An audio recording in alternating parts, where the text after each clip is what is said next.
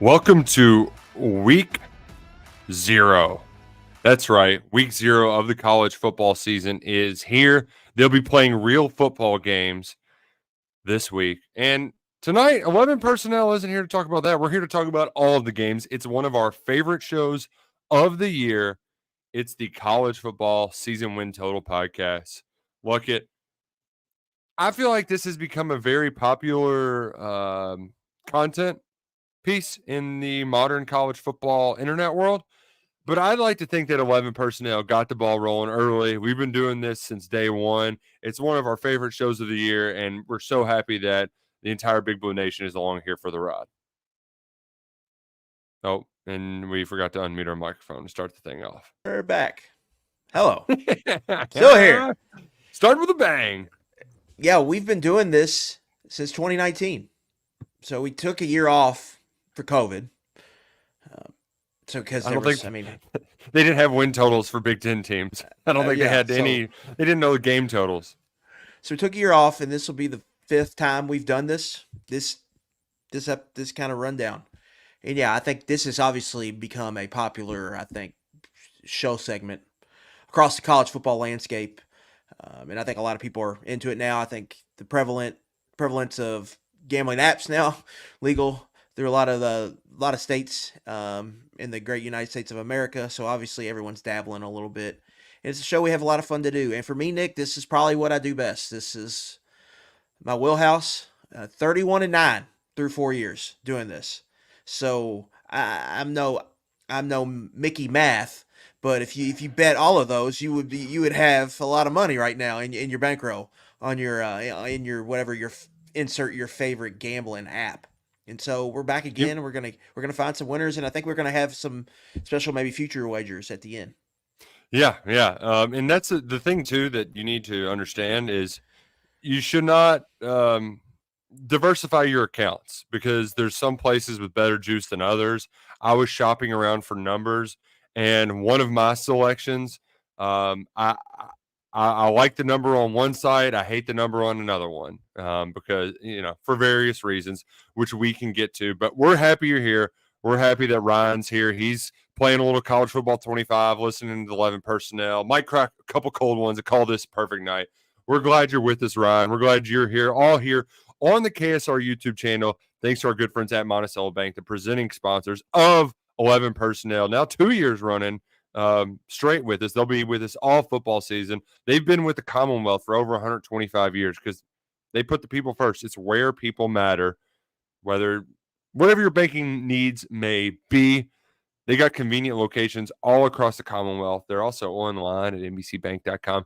And most importantly, they're friendly. They're not going to try to intimidate you with a lot of stuff. They got a lot of great products to help you make money and help you save money whenever you're making a big purchase. So before you do that, please consider our friends at Monticello Bank, where people matter. Member FDIC, equal housing lender. Luckett, before we get into our specific picks, let's preface this with a few things for folks who haven't played win totals before. These are regular season only. You might have some friendly wagers with your friends over the college basketball season over how many games a team wins, and there's a lot more postseason there, so you got to be definitive. But these are, and now we've got a bigger playoff too, so that matters as well. But these are only of the 12, or for the Hawaiis of the world, the 13 regular season games played.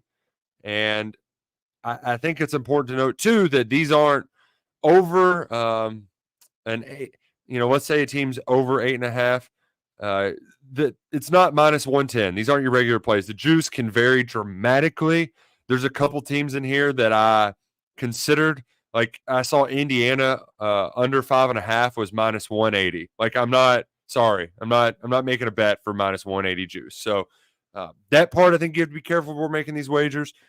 There's a little bit of a formula that we'll get into, but this is, I think, the most challenging year we've had to do this, and it's not because I'm personally just juggling a bunch of kids right now, but all of the excitement of the new college football has created a lot of uncertainties, and we've mentioned to it throughout the podcast, especially with the teams out west joining the Big Ten, how the styles of play differ, but a lot of it when you're doing the math here is that I could go to an SEC West team and I generally have a good idea what their schedule is. Like, you got to do a lot more research just to figure out who these teams are playing. And some of these guys, you get lumped in with a ton of really difficult opponents.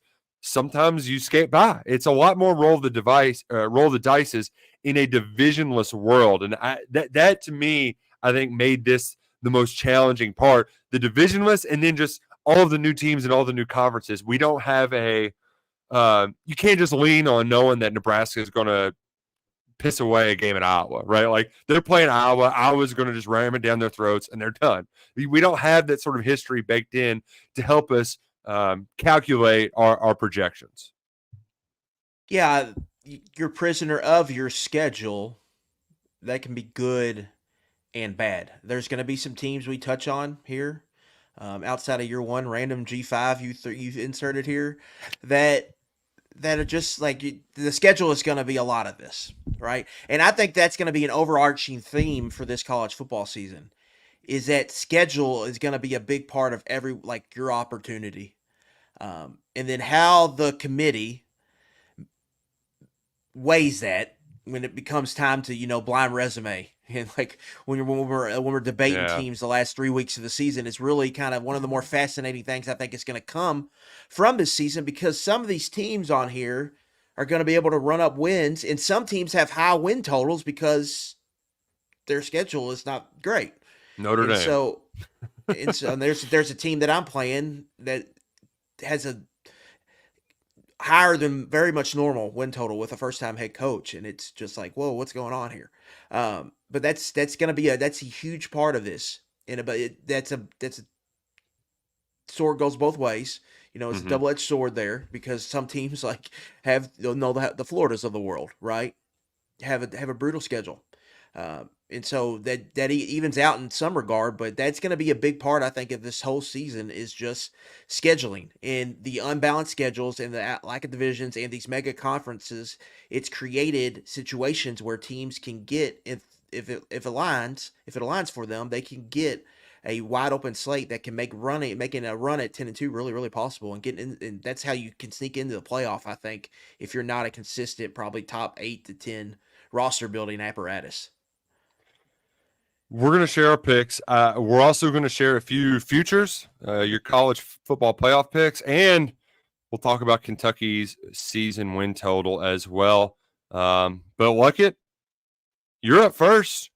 Why don't you take it away and head on over to old Orchard Park? Orchard Park is Buffalo Bills. Yes. What's Chestnut Hill. Chestnut Thrill. Hill. Yeah, here we go. As Stanford Steve, I think he loves to call it that. The Chestnut Thrill. Right down the block from the snake pit. Yeah, I'm going Boston College over 4.5. Over 4.5 here.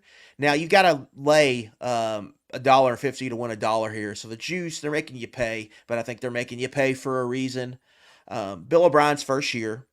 I think Bill O'Brien in that ACC. I think that head coaching wise, he'll be the top half of the conference, just from a week to week basis coaching. And then Thomas Castellanos returns as a really fun, exciting quarterback.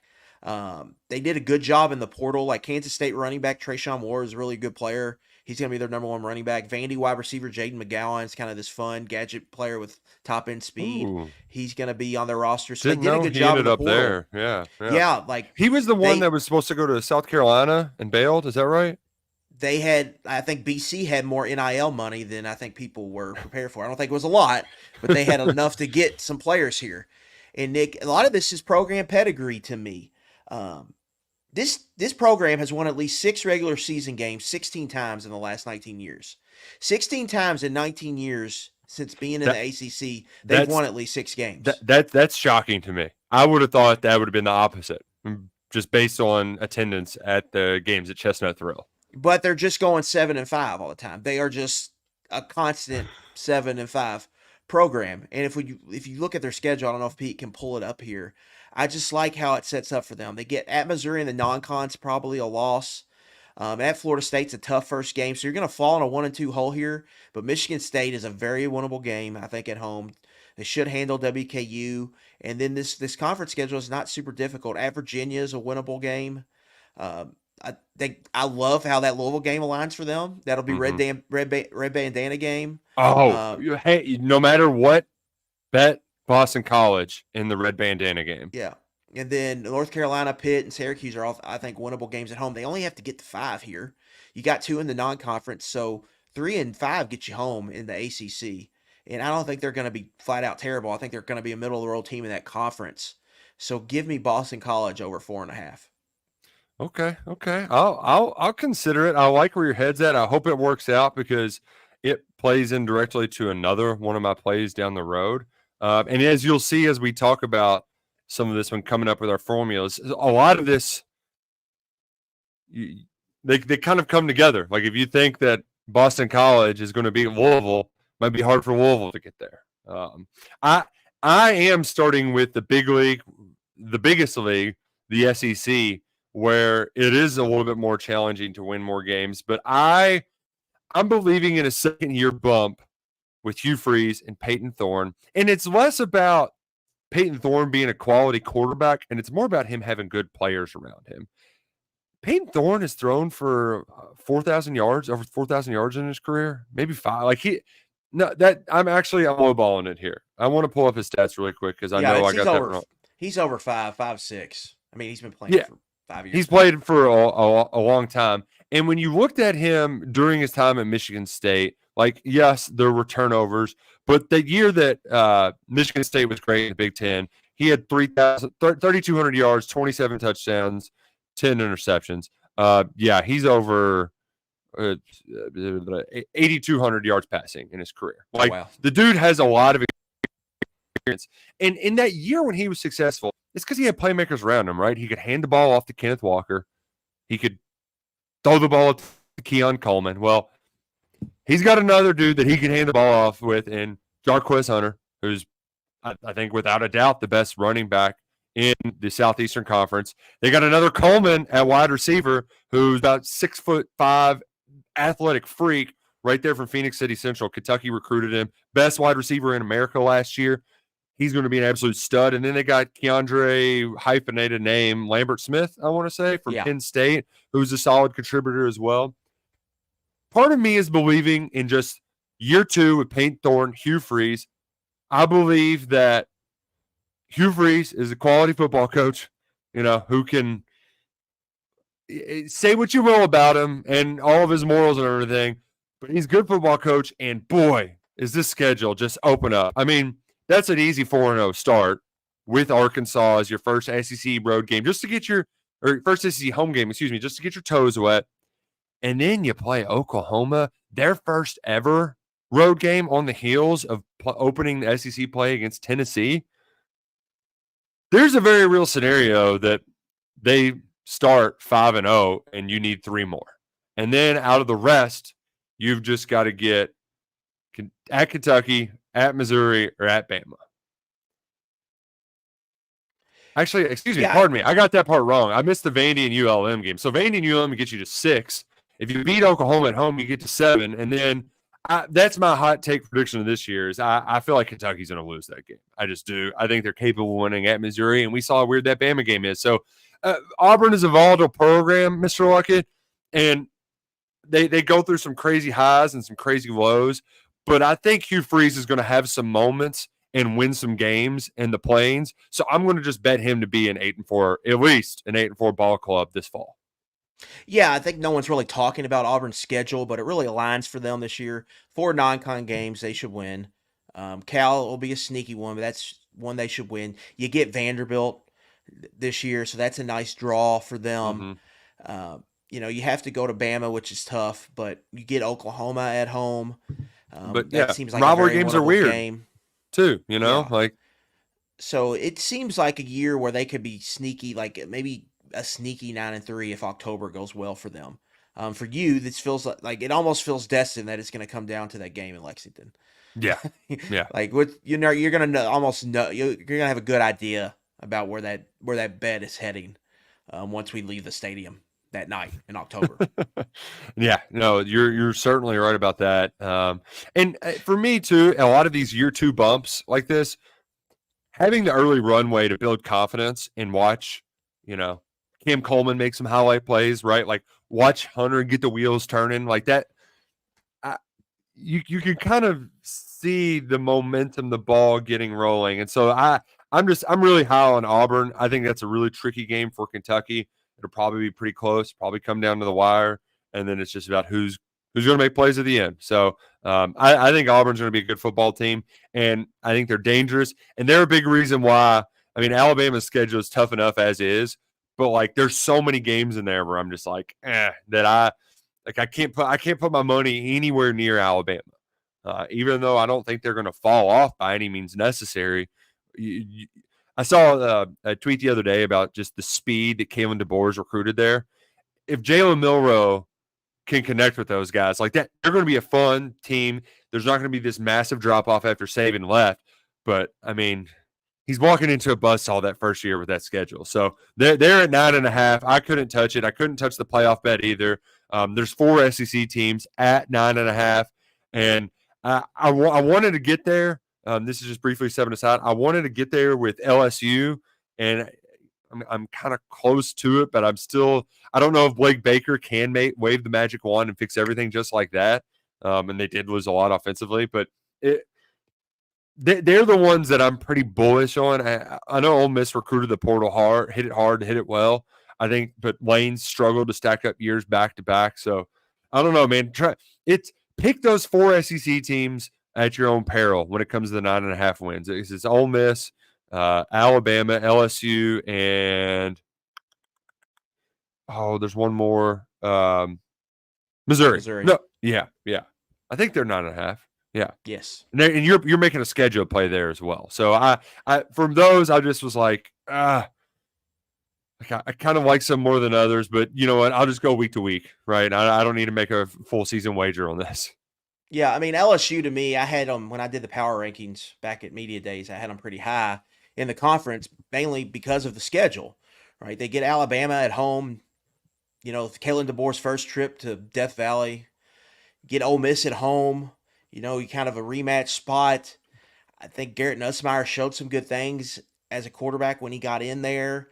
I think they have a really good offensive line. I think the defense has a chance to be one of the most improved units in the conference.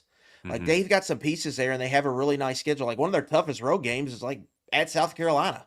Like, they have a really good chance, I think, at getting there to 10-2. And Brian Kelly just kind of craps out 10-2 seasons, right? So, like, they're a team. Like, I looked it up, and it's not going to be one of my plays later because I wanted better odds than plus 125. But they're a team I like to make the playoff because they just have it kind of aligns for them this year, even though I don't think they'll necessarily have one of their better teams or even be as good as last year. But some things are aligning for them because, hey, the schedule is a really important factor in this. And so I could definitely see them getting to 10-2 and being like the 9 seed in this playoff. And their team, I alluded to this earlier, before you make your wagers, shop them. So LSU's a case where I think they kind of have to go 10-2 to make the playoff with this schedule. Like, it's not like Bama's where a 9-3 and you could slide in. So if you're going to play the over, you might as well play the playoff, right? Like a 10-2 LSU is going to get in there. So find out which one has better juice and then ride with that one. That would be my advice when shopping for numbers. And my advice to you also would be to make sure you download the Game Time app right now because it's week 0. I know you've got that itch. You're thinking about going to college football games right now. Can't wait to drive past Kroger Field tomorrow. There's a little nip in the air. Look, you can feel the tailgating. It's so close to being here. So just go ahead, download the Game Time app today. It's the fastest, best way, most convenient way to get tickets. And the thing that I like it, it's not only that they deliver it right to your phone. Like, you don't have to. Some apps might make you jump through a bunch of hoops. They send these directly to your phone, and you can toggle the switch to get all-inclusive prices. So whenever you are picking out your seats, like Mr. Peak is scrolling through at gametime.co right now, it literally shows you the view of your seat, and it gives you all-inclusive pricing. So that's what I love about Game Time. No matter which event you're looking at, whether it's a game, maybe you just want to get on the party deck and have some beers at Cardinal Stadium, or maybe you want to go to a concert or a Louisville City game. Game Time has you covered. And for all first-time customers, you can use promo code KSR for $20 off your first purchase. So download the Game Time app, create an account, use code KSR for $20 off. Terms apply. Please do us a favor. Download that Game Time app this season and make sure you're in the stands for all the big games for the 2024 college football season. And Luckett, for your next selection, this is a place that I would love to use the Game Time app to come visit. I don't know how the stars are going to align, but I'd love to get to Kinnick to watch what they do up in Iowa City, maybe wave to the Children's Hospital. I don't know how much I'm going to love the football there. Are things going to change with Brian Ferentz out, or are we still going to be punting to win with the Hawkeyes? I don't think it matters. Like, they just know how to win. They win football games. It's what they do. The defense is going to be awesome. They're probably going to have a good kicking game, and they're going to find ways to win, Nick. New offensive coordinator Tim Lester comes in. There's already buzz that Cade McNamara might not end up being the starter. Go ahead. The Caden McNamara stuff from that scrimmage, I thought it was like a butt crack sports or something where they were just trying to like make jokes, but I think they were all real about how bad he was in that scrimmage. But I also think like their run game is probably going to take a big step forward this year, which will be nice. They can, run the ball a little bit better, more efficiently, and maybe hopefully open things up a little bit in the play action pass game. So I think they're going to be improved on offense. They're still not going to be very good. They might be they're probably still going to be like a sub 90, sub 80 offensive operation, but it's light years above where they were. I think you look at the total here for Iowa, Nick, you can get them at over 8 for minus 135. So that's at the DraftKings, I believe. Now, some places are over 8.5 with worse odds than that. So you can actually get a good number at DraftKings right now. Okay. Over 8, I feel good about. Like this team to me. And you can push and get your money back too as an 8-4 team at worst. Yeah. This team to me, like it's like a sneaky playoff team. Because you look at the schedule when Peak pulls it up, they can get to 10-2. Like it's easy to envision that. It's not only a sneaky playoff team, they're a sneaky team to make it to the Big Ten title game. Illinois State, the Iowa State game at home is huge early, but they kind of have Iowa State's number. Troy without John Summerall, that should be a win. At Minnesota, I feel that's a rematch. They lost to them last year. I feel confident that you throw the Ohio State game out. But after this Ohio State game, man, point out the losses. Yeah, I can't. I'm not. Because Washington, they're in rebuild mode. Do you think they're going to be ready to get punched in the mouth by by Phil Parker's defense? They're going to put that transition Washington offense in hell on October 12th. Like everyone else is going to be watching all the big games that day. I will probably be watching just Phil Parker just have his way with that Washington offense. But yeah, I have Michigan State total rebuild. Northwestern, I don't see that. Wisconsin at home. Gosh, and they get Maryland at the end of the season too. And Maryland, they can be usually feisty. Fall apart. Yeah, they usually kind of fall apart at the end. And Nebraska cannot beat them. No, and they get Nebraska at home this year. At UCLA, that UCLA team's probably going to be pretty beat up at that time. Yeah. Like you could see them reeling off 7 in a row here, even if they have 2 losses early October. Like I can see 10-2, and then I got that cushion at 8-4. I feel really good about this. Even if they lost that Iowa State game early, which feels like one that might be the one they lose, that might be the most likely loss outside of at Ohio State. I still feel good about them even potentially making a run at 10-2, even with that loss in the column to the side. I just think this is a really good schedule. This team wins games, and they avoid Oregon, they avoid Penn State, they avoid Michigan, they avoid USC. Those are 4 teams I think really could have given them problems because of the athletes and what all those teams have on offense. They don't get any of those outside Ohio State, man. Like on this schedule. I mean, it's a great schedule for Iowa, and they are, I think, a sneaky playoff team. The 4 is high. Love that it's the Cyhawk is sponsored by Iowa Corn, because why wouldn't it be? That'll be weird seeing that on CBS with that theme music around it. So I'm probably going to have to hop on that one with you. I mean, and I just it's want the discourse, Nick, in November when everybody is whining and complaining that Iowa might make the playoff about that offense. Just absolutely throwing a BF about this offense. Meanwhile, they're just punting and winning games 19-10 all November. Oh man, Shock is asking if Iowa still has dudes on D. Yeah, I think so. Yeah, Jay Higgins, the linebackers, a first-team All-American. Xavier Nwankpa and Sebastian Castro might be the best safety duo. They crap out linemen, kind of like Brian Kelly craps out 10-win seasons down there.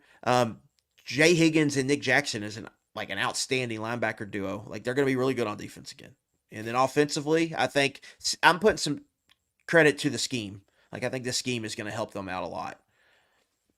Yeah, and but they lost their punter, Luckett. So, where's Iowa gonna find a punter? They never have one of those. You saying they lost a punter is like Mr. Gaddy's Buffet Pizza saying, "Oh, they're out of sausage pizza." Like, wait 2 minutes, another All-American will show up. Like, that's just what they do.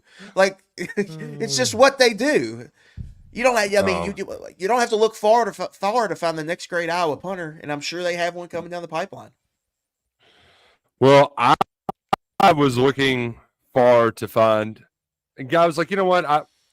Let me change up the process here. So I did something a little different. I've immediately was a little bit behind. So I went to ESPN's FPI rankings, and I went to the very bottom, and I looked at the worst teams with the hardest schedule. The UMass Minutemen are joining the MAC next year. So they decided as an independent that they load up on MAC teams this year. The preseason number 125th team in the country, or maybe 128 if you go by SP Plus, they're bad. They're going to be bad. They're bad in all the power rankings. They're going to play 5 MAC teams.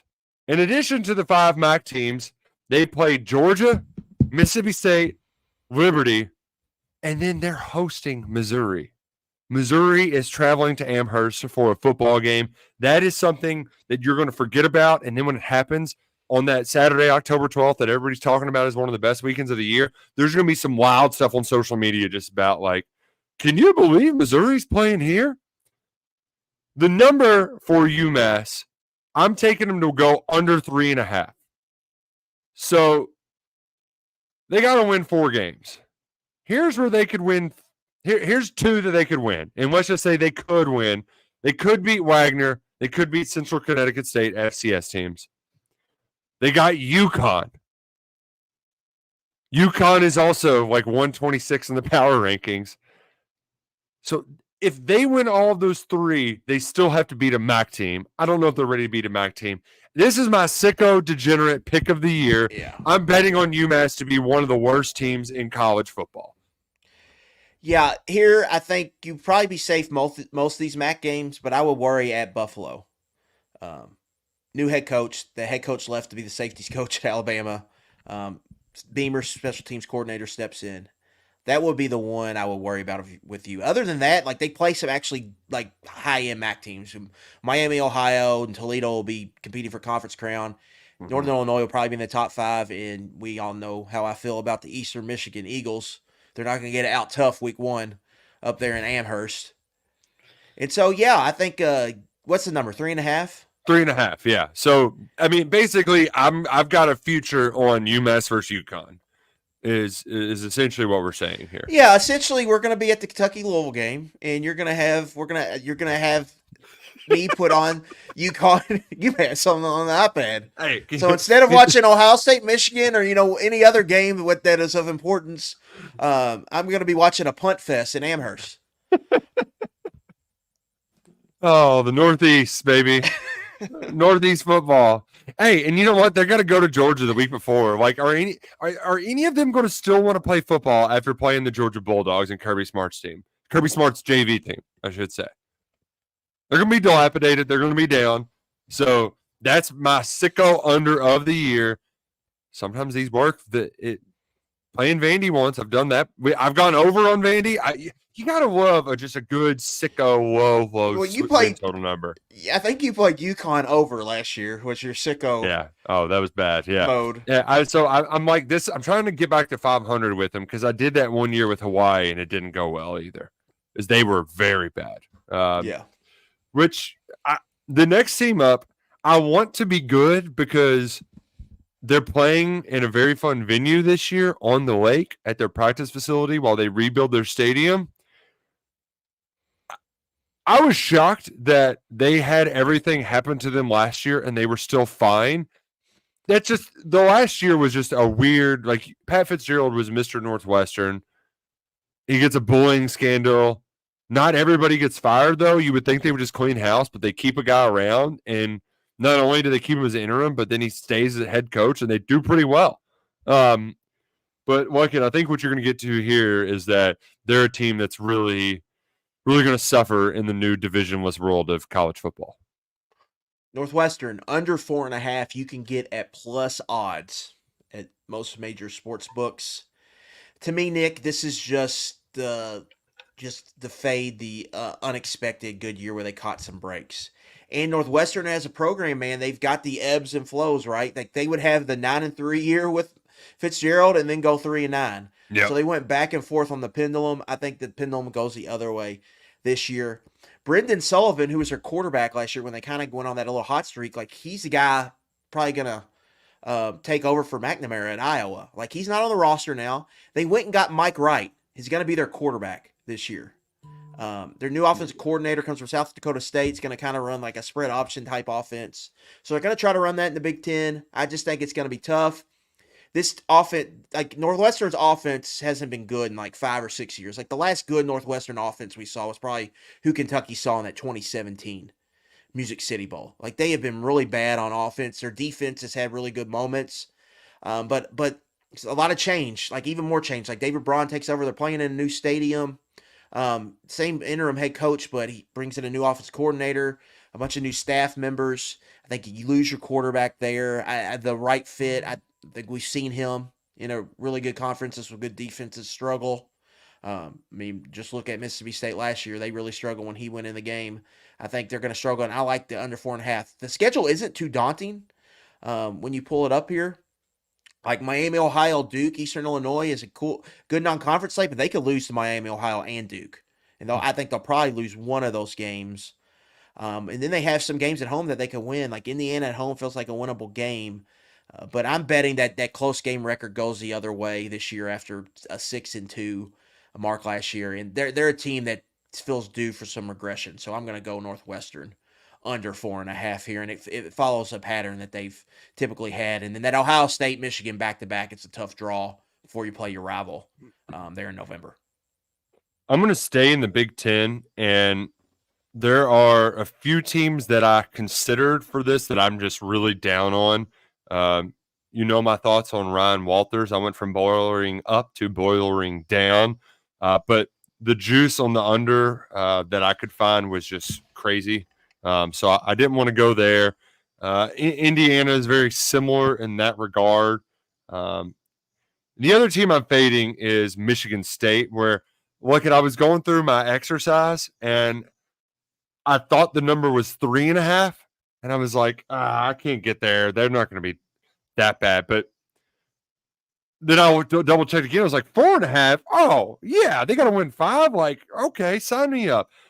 We talked about this during the coaching carousel pod, but Jonathan, now I can't think of his last name. Smith, is that right? Yes. Yeah. He probably made the jump from Oregon State a little too quick if he would have seen some other openings on the carousel.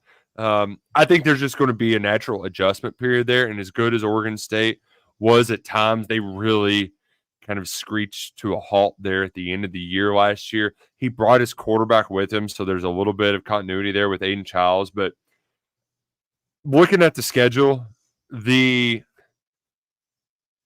have one of the top 20 schedules in college football, and when it comes to difficulty, they're bottom 65, one of the worst teams in all the power ratings. And then for me, as much hype is being talked about the Florida schedule, they've got a 4-game run in October. Ohio State, at Oregon, Iowa, at Michigan. I mean, it's going to be damn near impossible to get up off that mat. That starts at the end of September, and it runs through the end of October. There's a bye week sprinkled in there. So for me, a lot of this comes down to one of your plays earlier in the year, and that's that week 3. Is that week 3 or week 4 at Boston College? Week 3. Because they can maybe bank a win. Or week 4. Week 4. The early start messing with me. It's week 4. Yeah. They can bank some early wins. To get to 5, they got to beat Boston College.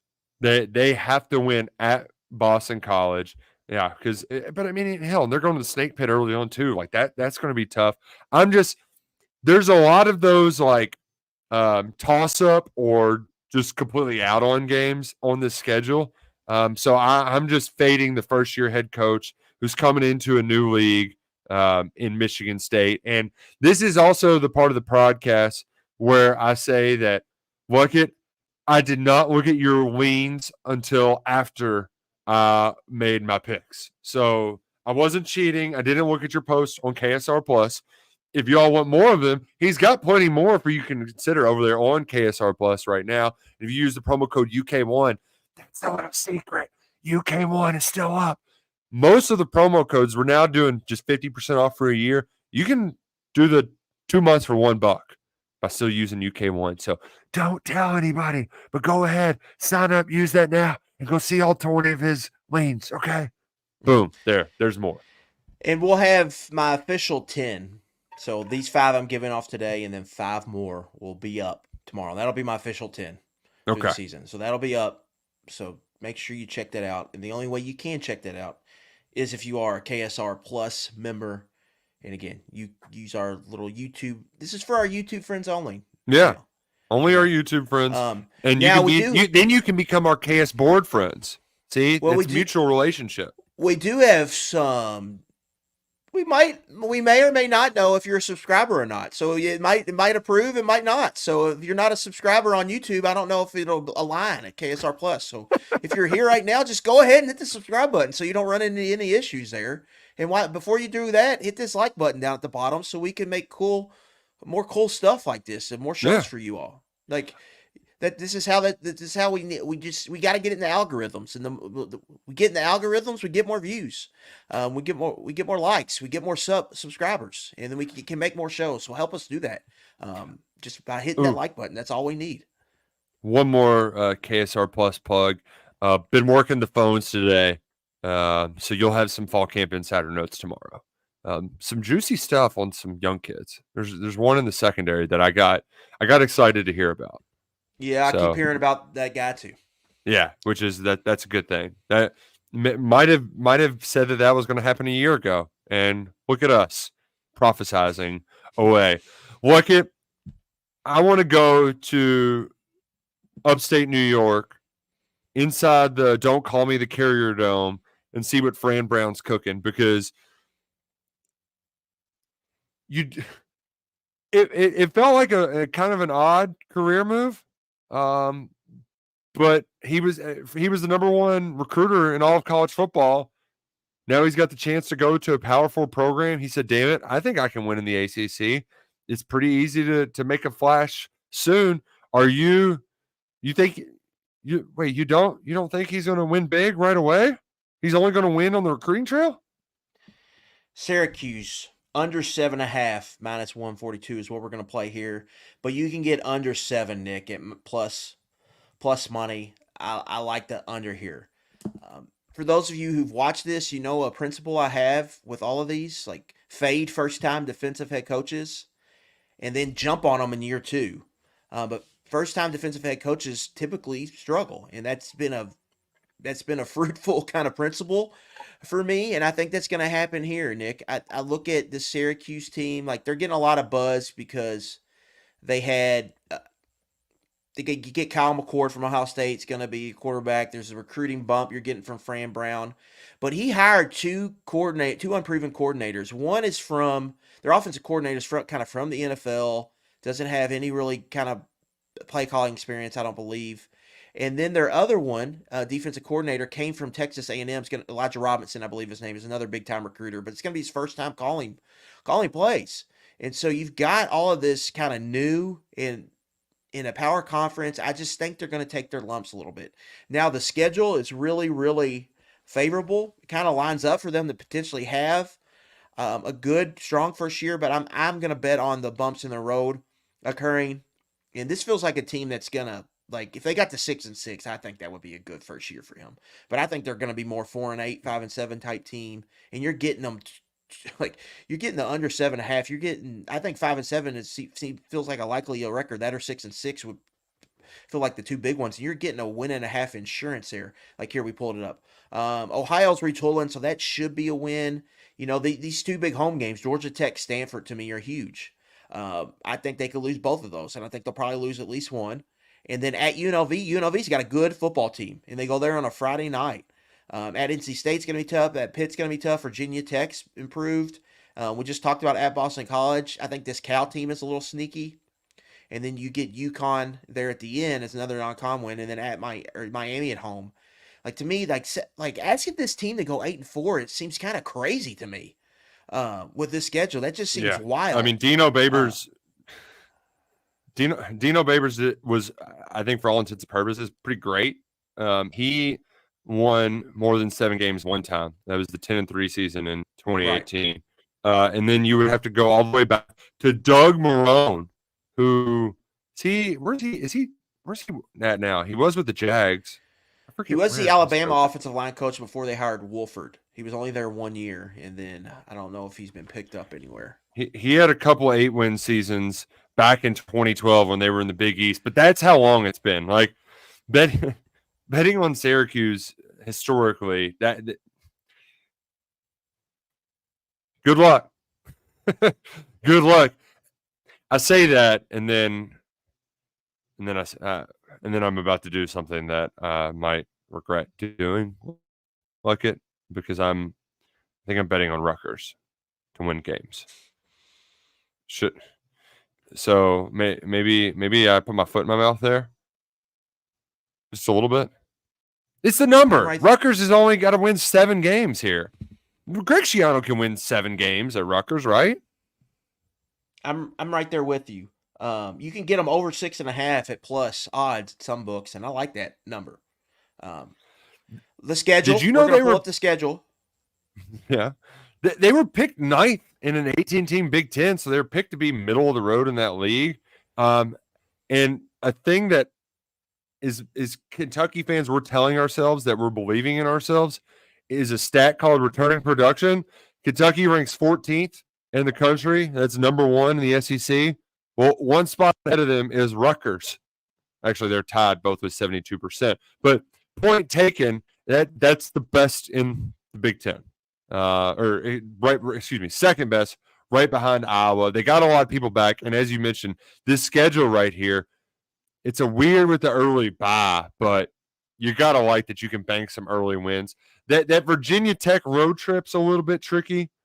And you know, maybe Matt Rule can learn how to win a close game. But for the most part, there's enough you can bank early where you end the year Minnesota at home. Yeah. November, it's just like chef's kiss. Like all of these games they can win. And I think there's a very good chance they could be a betting favorite in all of those. Yeah, all 4 of those games.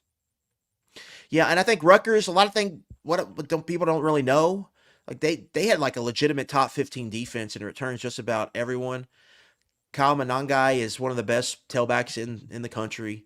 They're just going to force feed him the football. Quarterback is iffy, receiver passing game is iffy, but they're in the Big Ten, and so that you can get away with that more in the Big Ten. Don't matter. And I think Greg Schiano they've been building towards this season. And I think they're going to have a big year. And their team, I think they could go 9-3 because of that schedule. And they're going to have a good chance to spend a few weeks of this season in the top 25. They are a team that a lot of people are high on, I think, when you're doing this activity. And I think a lot of people are going to jump on this over. Whether at 6 or 6.5, I like Rutgers a lot. We're big Rutgers fans, Scarlet Knight fans this year. A year ago, you were high on Colorado because that number was so dangerously low. I think it cashed in week. Like I think they just went 3-0, and was the number 2.5? It was four. It was 3.5. So I needed Okay. 4 wins, and they got that. They were 4-1 or 4-2 at one point. So Yeah, we cashed that halfway through the season, and then that was awesome. Of course, that was a lot of fun. So we got to profit from the Colorado high early in the Coach Prime era. The wheels got really shaky there at the end, and we don't know how long they're going to stay on. The Big 12 fascinates me, Luckett, just from the it's hard for me to handicap what the middle of that league is going to look like. So I'm staying away from anything to do with Colorado. Everybody's got to have a take on Colorado, though. So, Luckett, give me your first take. Colorado. Buy or sell. Under. Coach Prime. Get it under 5.5 at plus odds at most major sports books. And to me, Nick, like you get Shedeur Sanders back, obviously. They're going to have some star power, obviously, Travis Hunter. And they've got players on the team. They're going to be improved on the offensive line. I think defensively, they're going to have more depth and more answers. But I'm really worried about this coordinator moves, right? You fired Sean Lewis, who was running kind of the Bryles veer and shoot offense, and you bring in a Pat Shurmur, and like the sell has kind of been the play Shedeur in an NFL offense. We'll see with an offensive line that's going to have issues. We'll see how that works. Then Robert Livingston was the defensive back coach with the Bengals, has never been a defensive coordinator before. We'll see. And then if Pete can pull up the schedule, it's tough. 3 non-conference games, 2 are on the road, and you play North Dakota State in week 1. Now, this is not your vintage North Dakota State team. That's a tough week 1 opponent. At Nebraska, and a revenge spot for Nebraska. We know how that Colorado State game went this year. And then I think they got a pretty unfavorable draw here in the Big 12. You got to go to UCF, who's going to have an offense. You get Kansas State at home, who's one of the better 2. Kansas State and Utah are kind of the top 2 teams. At Arizona's a tough game. Cincinnati's one you have to win. But then the end here, at Texas Tech, Utah at home, at Kansas, Oklahoma State. Those could be, I think, maybe not Texas Tech, but the last 3 are probably top 5 teams in that league. So they're going to play, I think, probably the top 7 teams in that league. And you got a tough non-con. They're probably going to have at least 1 loss in the non-con. So if you have that, to get to 6-6, you would need 4 conference wins. If you go 2-1 in the non-con. Like that's to me, that's a tough ask from what we saw from them last year and what I think we're going to probably see from them this year. Especially late in the season once some adversity hits, Yeah, I'm gonna play that under here. I feel last year I was kind of bucking against most people. I feel like most people in the kind of the college football space. I think a lot of people outside of it, like average Joes. I guess I was more with the public last year. Yeah. But I had a feeling. I think I'm with the public. I think everyone's playing the under, and I think that's what's gonna hit here. I just don't see this team making a push for 7-5. I think 5-7 feels like the most likely record. So I'm gonna go with the under here. Colorado under 5.5. I'm fascinated by what the number will be for that trip to the bounce house in Central Florida. We've talked about it previously, but that offense with Penny Boone and KJ Jefferson and who's the other running back? That doesn't feel like an offense they're going to really want to play. Yeah, like just run it right down your damn throat. Yeah. It's tempo spread, and they're going to want to – and with the quarterback, they're going to want to run that ball 55 times. Yeah. They've got that can 2 be awesome demoralizing. Backs and a good quarterback who can run the ball, and they got some weapons at receiver. Like UCF's a sneaky team in that Big 12. Like they would be a sneaky playoff play. I couldn't get there with the 7.5 because all of their the games that it's like in the old SEC East when you'd have those years where you would play your Vandies and stuff on the road and you're like, oh sweet, we got the easy teams on the road. Well, all their easy wins are at home, and then they go at West Virginia, at Iowa State, at TCU, at Florida. So you'd have to win 3 of those games, and like I think they can. But like being chippy against Utah to end the year, like that's tough. But and then the other part of me, Luckett, is like I've bet on Gus Malzahn before. I've bet on KJ Jefferson before. They're going to win some big ball games. They're going to crap down their leg in some stupid, dumb moments. So, like, I gotta, as much as I like UCF on paper, there's part of me that I couldn't get there because I can't trust Gus. I can't trust Gus and KJ because they're so damn volatile. But they're going to be a fun team to watch. They're probably going to have some random Thursday, Friday night games or something like that. I know we've definitely. Was it Gainesville last year? No, it was 2 years ago down in Gainesville where we were bitching about Gus. Yeah, it's because he couldn't beat Louisville. How do you not beat Louisville with Scott Satterfield? Jesus Christ. They couldn't cover. I think they ended up winning that game, didn't they? They lost. They scored like their first 2 possessions and didn't score the rest of the game. It was a travesty. Freaking Gus. They had probably 4 or 5 scoring opportunities in red zone trips and got no points. It was quite because that was like there was a lot of pressure on Satterfield because that was right after they got blown out by Syracuse. Yeah, and then like people were pissed at him here, and then he kind of saved the season with that win, and they went on, and he actually had a good year, and then he only left because they wouldn't give him a contract extension. But like if he would have lost that game, who knows what Louisville would have looked like that year? I mean, that was really close to unraveling on him. It felt like at the time. It would have been a real shame. Yeah, and you can tell we're gamblers because we can remember moments like that, like a random Friday night UCF Louisville game. Well, there was about 10 of us, and I think we all had UCF, and we was just like could not believe what was going on. And we were in the state of Florida. There was a whole crowd of us. And the other part of this, I get to chase some white rabbits, and it's something I shouldn't do. But damn it, they let me down a year ago. They're not going to let me down again. And that's Clemson because I bet on them to go over, I think it was 9.5 last year. So I bet them to have a bounce back. You can't, surely Dabo's not going to have 2 straight years, right?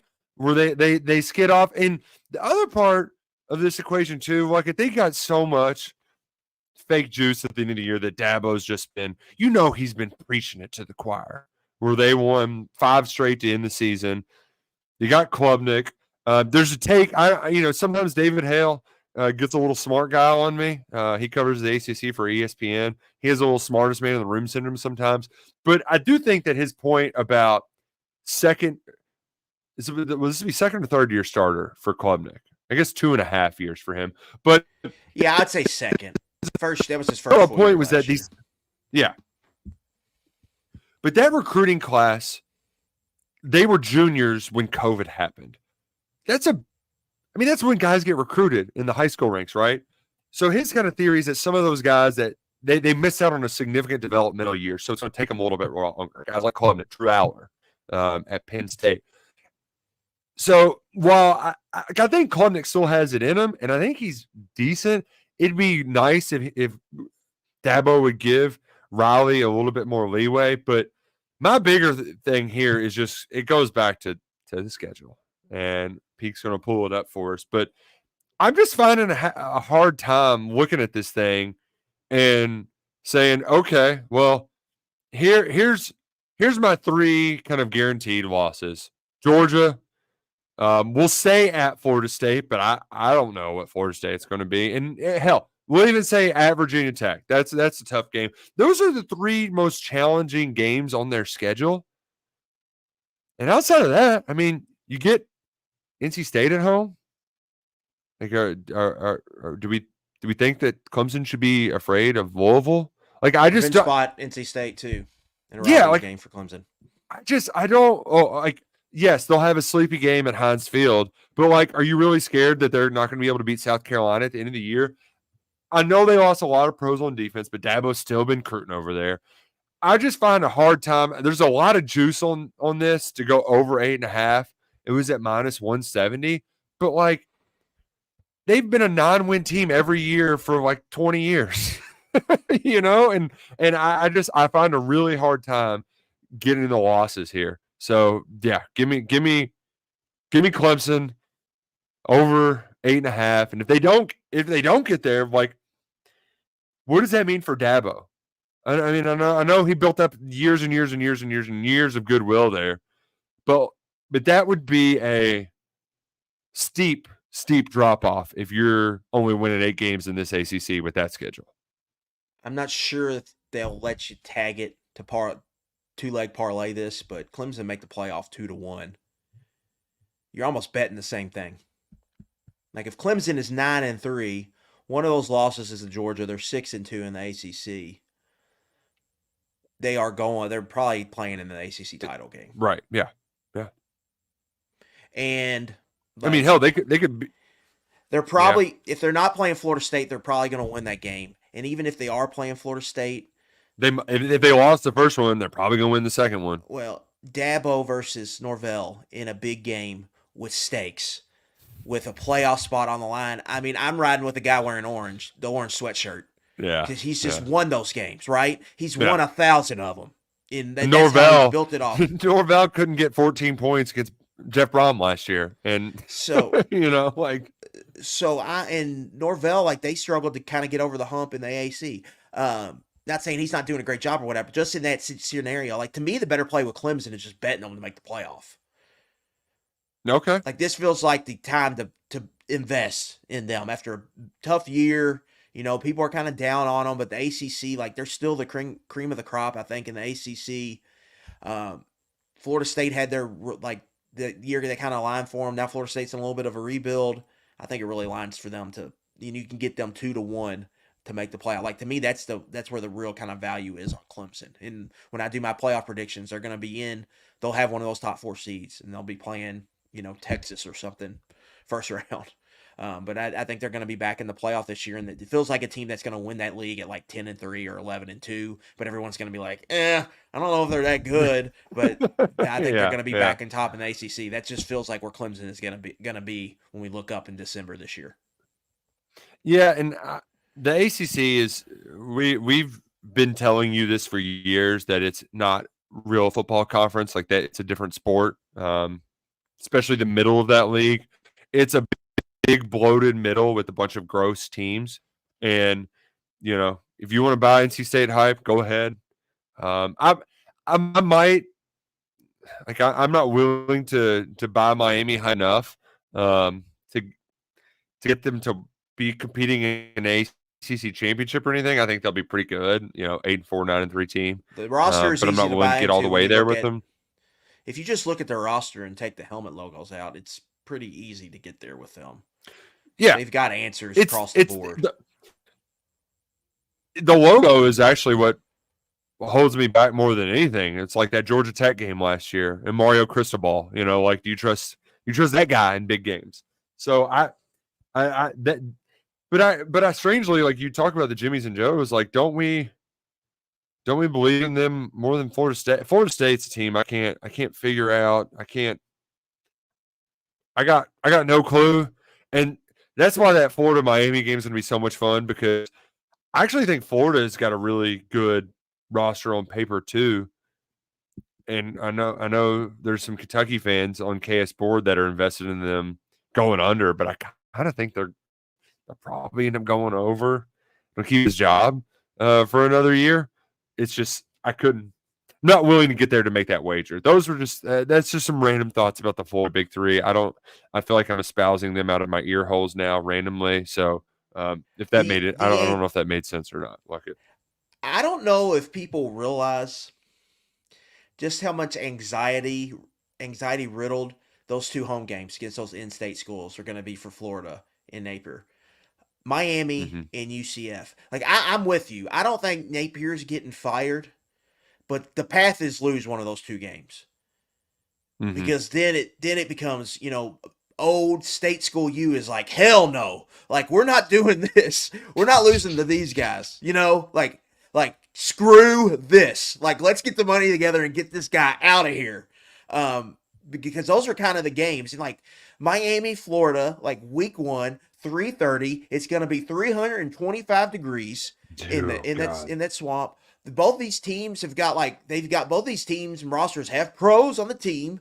But they're both known for a reputation of being sloppy in like key critical moments. Both these teams, like that game could just be a drunk absolute mess, and it could just be awesome. And then UCF can roll in there with all this hype and Malzahn spread kind of tempo offense and could turn that thing Oh, into an absolute shootout and could be one of the better games on that weekend. Like both those games, I don't think people realize how awesome both those situations could be, and how like you want to talk about puckering in that stadium.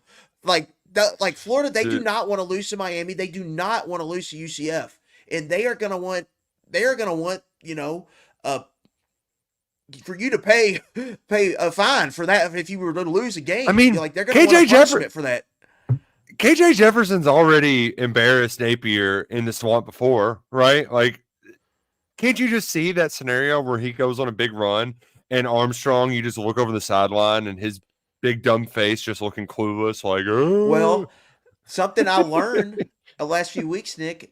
They haven't said it, but Napier demoted Armstrong. oh, Like they brought Rob, no. they brought Ron Roberts over, and he's going to be calling the Oh, defense. Now they haven't said it. I read it in like an ESPN article. Maybe it was Marcelo who wrote it. That said, like it was the first time I saw it reported. So I don't think I think we're going to get all shucks oh on the no. sideline this year. Unfortunately, I think Roberts is the new DC here. Damn it. But But let's look at yeah, Armstrong shots on the sideline, please. Like, it's almost like the old Grantham shots. yeah, Those are so like much fun.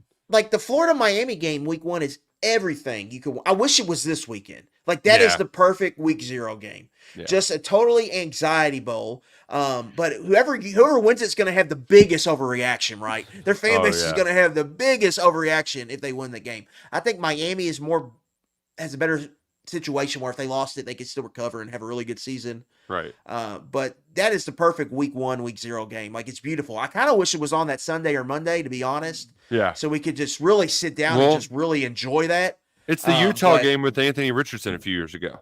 yeah, Like that's yeah, what it is. yeah, exactly. I can't wait for it. I'm chomping at the bit to get to some football games. We want to share a few more picks before we go and briefly touch on Kentucky's total. But first, need to tell you about our friend Andy Ludicky over at myperfectfranchise.net. Maybe you're tired of the same old grind. Andy will help you find a new one and put the opportunity to change your life in your hands using his expertise. Others find their American dream through a variety of consultation and evaluation process with My Perfect Franchise. Whether you're in youth sports or home improvement, there's so many different fields out there. It isn't just franchising a fast food restaurant. He can find the business that'll help you succeed in this industry. Plenty of other On3 users have done it. You can be the next. Just email him at andy@myperfectfranchise.net or give him a call at 404-973-9901. That's Andy Ludicky at My Perfect Franchise. Luckett, do we have which would you rather first? Talk UK's win total or college football playoff picks? We'll do the Or playoff, futures? and then we can do UK futures. Okay. Yeah. You mentioned Iowa as a sneaky Big Ten team to make the playoff. I don't think this is as sneaky. It's minus. I think I saw it at minus 125, if I'm not mistaken. Oh no, minus 145. It's not the greatest juice, but James Franklin is praising the Yeah. heavens above that there's a 12-team playoff. He's been getting left out of it time and time again because he's just the third Big Ten team, and they're going to be the third Big Ten team this year, and that's okay. That's all right. It's plenty fine. Drew Aller is going to take a step forward, like I mentioned with the Cade Klubnik thing, and they got out of the Big Ten East, right? It's Oregon and Ohio State this year, but they don't have Michigan, if I'm not mistaken, or they do. I don't have the schedule pulled up, but I think even if they go 9-3, they just got to beat one of those teams. They'll be in the college football playoff. I like Penn State probably as like a 9 or a 10 seed on the road for Right. one of those opening rounds. Or an 8. I could see them getting an 8 and hosting a game potentially. Yeah. I think they're the big winners. It's obviously one everyone's going to talk about. They're one I considered. It's just minus 145. Don't love that. Iowa, like I mentioned, I think they got a real good chance to go 10-2. You go 10-2, they're gonna have a really good chance to get in. I think USC plus 470 sneaky. Like, what if what we're talking about, how Big Ten physical, man, play defense. What if it's just like we can't match up with what USC's doing on offense? Like we're just having a hard time like handling it. You get USC in a bounce back spot. They go to Michigan. What's Michigan right now? Yeah, You win that game, it opens up for them, I think, in a big way. Like USC, I think, is one to watch there. My only thing with USC, Luckett, is I really don't think the Big Ten defenses. I don't think the scheme is the issue for them. I mean, you've seen other kind of pass heavy offenses try to do this and have mixed results. Like they're not just coming in and like, oh my gosh, we don't know what to do with the spread. But for me, yeah, a lot of it's how good are those Joes? Like how much better are they? Are they that close to the Ohio States of the world that have been lighting your ass on fire for years, right? Like that's the part where they could really throw a wrinkle in. Yeah, I saw where today they named Miller Moss the starting quarterback. The other part of me is like, I mean, how good like Miller Moss looked great in that bowl game, but Devin Leary looked pretty great against Louisville too. Like, he's a Lincoln Riley quarterback. He's playing for Lincoln Riley. Yeah, he's gonna wake up, yawn, and have 3,800 passing yards on November 23rd. Like, let's not overcomplicate this. We've got NFL receivers just all over the roster. Like, let's not over handicap this.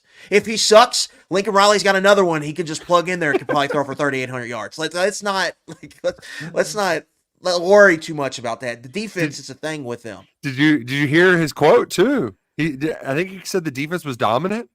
Did you hear that? He said that. The real quote. Yeah, in close practice that, we're just supposed to take his word for it.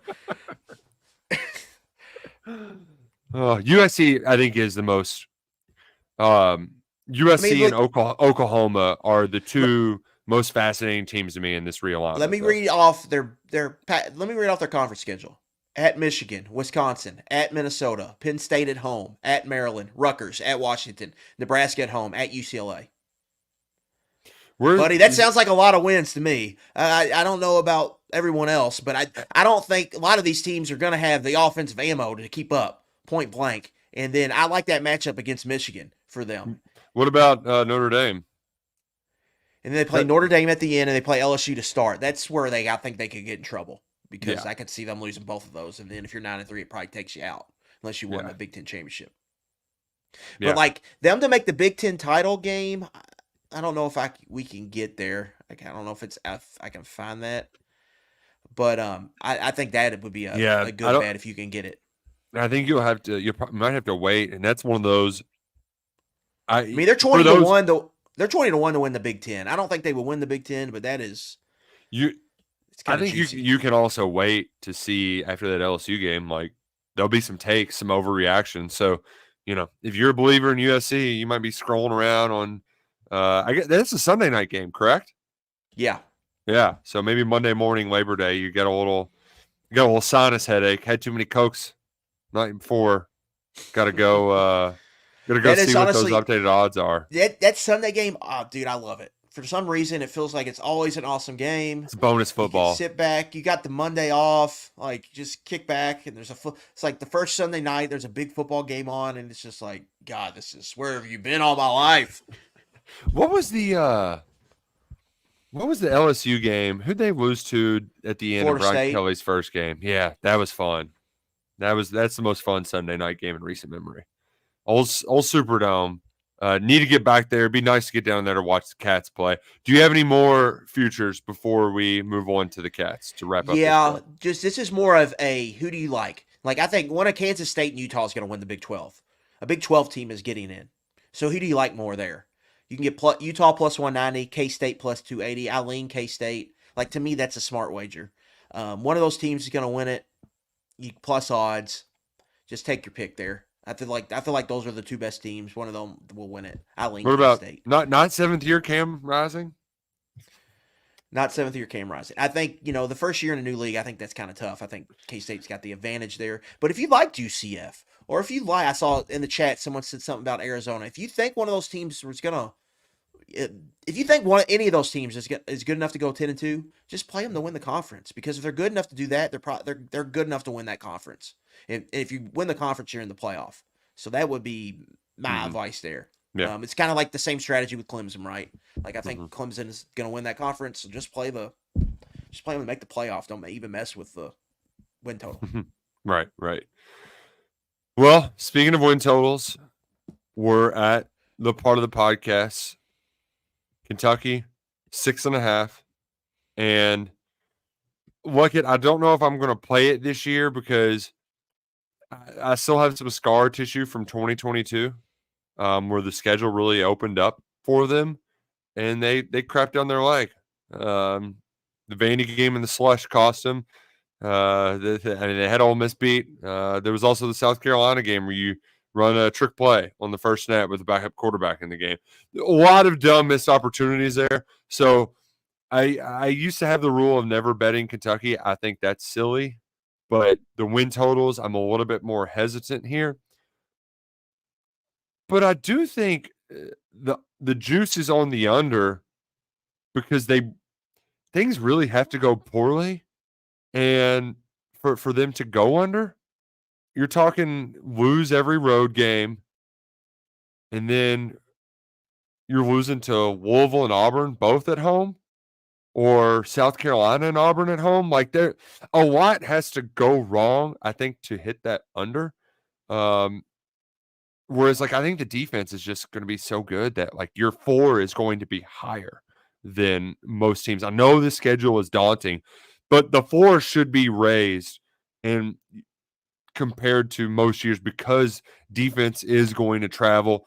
The bar's set pretty high, and you've got a lot of explosive playmakers where even if Brock Vandegrift isn't setting the world on fire, like Barry on needs back on 3 plays a game, and then you're good. You're Gucci. Like, so that's where if you made me choose, I would be taking the over. And when you see our season predictions come out probably next Monday or this Friday or something like that, I don't know when that video and everything will be ready, but I've got the Cats as a 7-5 team. So I'm taking the over. I think you have to ask yourself what's more likely. I think the most likely record, and I think this will play out in our predictions. I think what most people are thinking is 7-5 with this schedule. Mm-hmm. Easier schedule, our typical SEC schedule. I think a lot of people would be picking 8-4 with Kentucky, but a harder schedule, 7-5, 3-5, 4-4 in the SEC. I think what you have to ask yourself, what do I think is more likely, 6-6 or 8-4? And I think that should determine whether you go to the window and put your hard-earned cash on one of these sides. I think you got to look at it like, do you think the road slate's just too hard to overcome? That's 4 raw losses, and then you just you don't have much wiggle room at home, even though you got everything else is at home. Or do you think they could probably get one of those road games, and if they do, then this is a cash. See, and this is the part too, like just trying to math it out.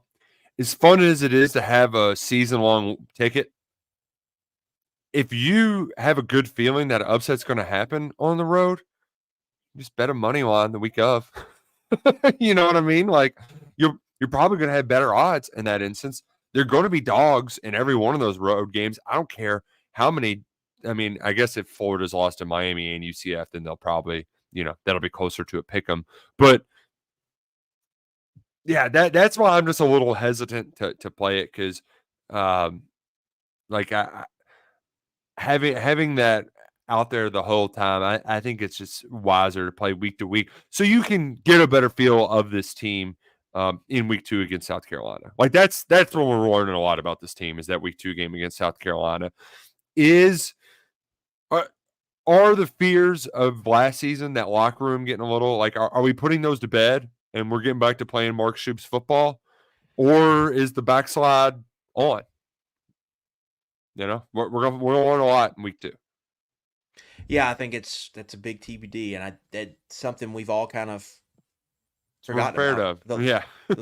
I mean, beating Louisville eliminated a ton of that. And then I think even though they lost to Clemson, how they played and how it played out, like no opt outs and all of that stuff. Like that, you just forgot that was a thing, but that was something they were, everyone was talking about going into that game. Yeah. And so what happens if a few losses?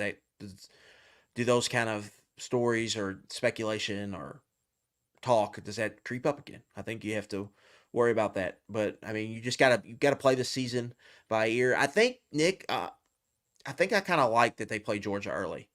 Yeah. And get out of the way. And they play Quinn Ewers, they play Jackson Dart, they play Carson Beck. But they play these like 3 probably top 10 offenses, but they have nice buffers after these games. Yeah.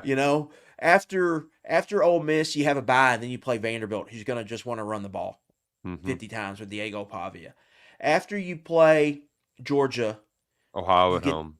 You get Ohio at home. Now you got to play Louisville after Texas, but that's even more favorable. Where it's not I think where they got in trouble last year, right, is they played Georgia, and then it was Brady, a 3,000-yard passer, Brady Cook. Missouri came in as a top 10 passing offense at that time, and then you had to play, Tennessee and the offensive problems they give them, and even Tennessee, Nick, they get Murray State. They get Murray State after that game. Yeah. So I like how the schedule aligns that way when you play in these big games that have given your defense problems, but you have time to reset so you don't have a 2-game slide. Now, that might make one of those games a little more interesting than you want it to be, but I do like that they have some of these buffers in the schedule, and I think that's going to probably help them as the season goes on. Ultimately, this is a Kentucky football team that is set up to have some success, but we're going to be living and dying with every week. And this is our last week without Kentucky football. It's going to be game week, officially starting next week, and we are fired up for it. Week 0 is around the corner. You might be hearing more from this week, but next week we'll get on a regular Monday KSR football podcast, Tuesday Sources Say, Wednesday 11 personnel schedule. We'll sprinkle on some picks in for you on Thursday. A lot of content coming to you on the KSR YouTube channel. Please subscribe. We're going to have plenty more up on KSR Plus as well tomorrow. We go a little long, but we can't help ourselves. This is our favorite podcast of the year. We really get to broaden our horizons, flap our wings, and really flex our college football muscles. So the wait is over. 0 more Saturdays without college football. And even if we're only scratching a small little itch this weekend, it's still great just to be able to have it in our lives. I can't wait. I really can't wait. I am so excited to watch Florida State, Georgia Tech. You have no idea. Like, I'm ready to see Kamikaze Haynes King just put his body on the line in Dublin, Ireland. I just can't wait. Like, and seeing DJU in that Florida State jersey, like, that is going to be jarring. When he comes out for the first series, or whenever I turn on that TV and I see him playing quarterback for Florida State, I'm gonna be like, God, this is weird, man. But I can't wait for it. It's going to be awesome. You think they'll bring Chief Osceola to Dublin with his horse? You bring the Dalmatian horse across the pond? That would be they're not going to ride him around town. What are them Irish going to think? Yeah. I will say, like, we don't talk about them a lot, but George, I love Brent Key. Like, he is offensive line. Like, he just oozes offensive line energy. And he's like, that quote, we're gonna fight over there. Well, I think I was watching their media days coverage, and he was asking, you're going to go over there? How are you going to, like, handle the trip? Where are y'all going to go see Ireland at all? It's basically, you're going to be over there a week. No. We're going to play a football game. We're not doing any of that. We're going to practice football. We're going to play a football game. And, like, just, like, no nonsense, just, like, straight to it, and just intense as all get out. And I think his team plays like that. They were a fun team to watch play last year. They gave a lot of teams some problems. Georgia, they had Georgia in the game was close in the third quarter. Yeah. Haynes King just was crazy. And then Buster Faulkner, who we got familiar with during that coaching search, like, I think he's a good offensive coordinator, and I like some of the stuff he does. So I think Georgia Tech, they're going to give Florida State they got a potential to give them some problems, I think, in that game. So I'm excited to see that play out. Oh, it's the most wonderful time of the year. It's been a pleasure, Mr. Luckett. I'm Nick Roush. This has been 11 Personnel. Go Cats and go Crow Green.